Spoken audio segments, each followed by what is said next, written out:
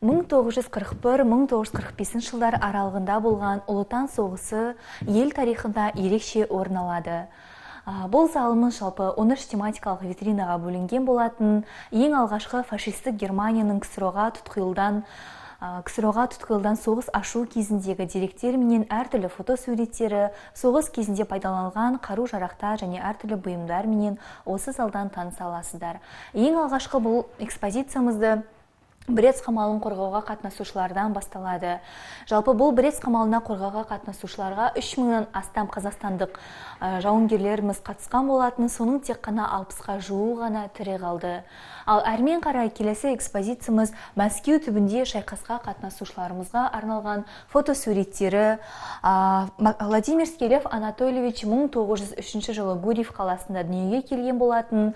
Бұл Ұлы Отан соғыс жылдарында Қара теңіз флотының контр-адмиралы, өзінің жеке құжаттары, бұл жерде соғыс жылдарында киген әскери киімі, сондай-ақ Максим пулемет алдарыңызда, және де ұшқыш сынақшы авиация майоры Шауқат Есетовтің киген киімі мен соғыс жылдары кезінде пайдаланған әртүрлі қару-жарақтардың түрлері осы экспозицияда орын алған. Келесі экспозицияда батыр қалаларымыздың бірі Ленинград еліміздің саяси, экономикалық, мәдени және ғылыми орталығы болған.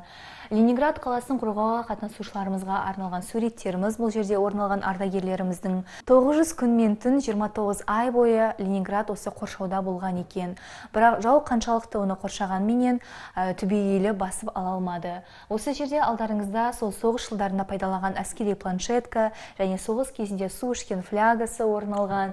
Келесі экспозицияда Сталинград қаласын қорғауға қатынасушыларымыз орын алған. Сталинград қаласы жалпы бұл еліміздегі аса ірі шайқастар толы жыл болған.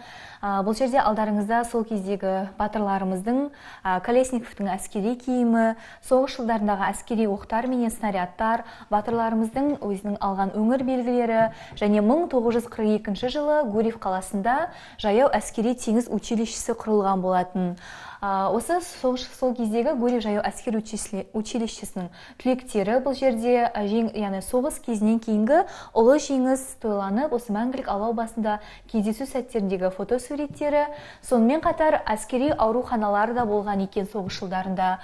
Осы жерде фотосуреттерде әскери ауруханада болған жаралы жауынгерлеріміз Касаткин мен медбикелеріміз Зинаида Тулина, Клавдия Шлейхердің фотосуреттері, медициналық құрал жабдықтары менен әскери киімдері де осы экспозицияда орын алған.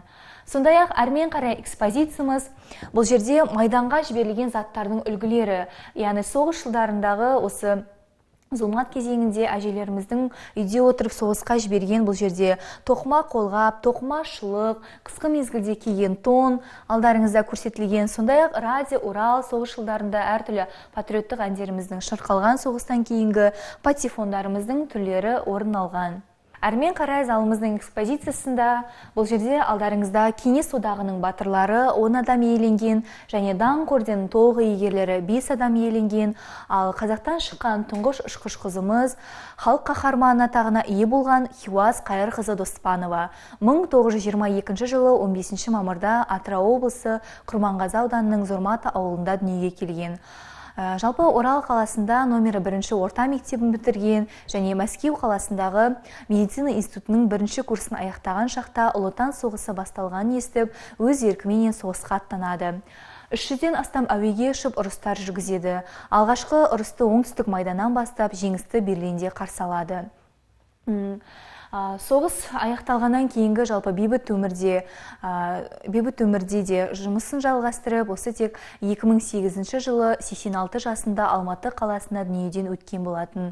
2004 жылы Қазақстан Республикасының елбасының жарлығыменен халық қаһарманы атағына ие болып, 2010 жылы біздің осы Атырау қаламыздың орталықта Хиуаз Доспановаға арналған ескерткіш орнатылған болатын. Әрмен қарай экспозицияда алдарыңызда бұл енді Киев, Польша қалаларын азат етуге қатынасқан батырларымыздың фотосуреттері алдарыңызда, өңір белгілері және де майдангерлердің туысқандарына жазған хаттары, түпнұсқа, яғни бұларды сарғайған сары хаттар деп атаймыз. Сонымен қатар Украина, Белоруссия, Венгрия қалаларын азат етуге қатынасқан батырларымыздың суреттері менен жеке құжаттары, соғыс жылдарында пайдаланған әртүрлі өздерінің киімдері, Бұл жерде соғыс жылдарында жазылған жеке қолжазбалармен де таныса аласыздар. Және 1945 жылы ұлы жеңіс тойланып, бұл алдарыңызда экспозицияда жеңістерің құтты болсын жолдастар атты газет беттеріне жарияланған әртүрлі құттықтаулары. Сонымен қатар осы батырларымыздың соғыс жылдарынан кейінгі әртүрлі мәңгілік алау басында кездесу сәттеріндегі фотосуреттері, жеңіс шерулеріне түскен әскери шерулерден фотосуреттерді тамашалай аласыздар. Атырау облысы бойынша соғысқа 42.509 адам аттанып, соның Атырау қаласынан 11.302 адам осы соғысқа аттанған болатын. Міне бұл экспозицияда соғыс ардагерлерінің мәңгілік алау басында кездесу сәттеріндегі фронтовичка клубының мүшелері, жеңіс шеріне қатынасушы ардагерлеріміздің фотосуреттері қойылған. Осымен 1941 және 1945 жылдар аралығындағы Ұлы Отан соғыс залына саяхатымыз аяқталды.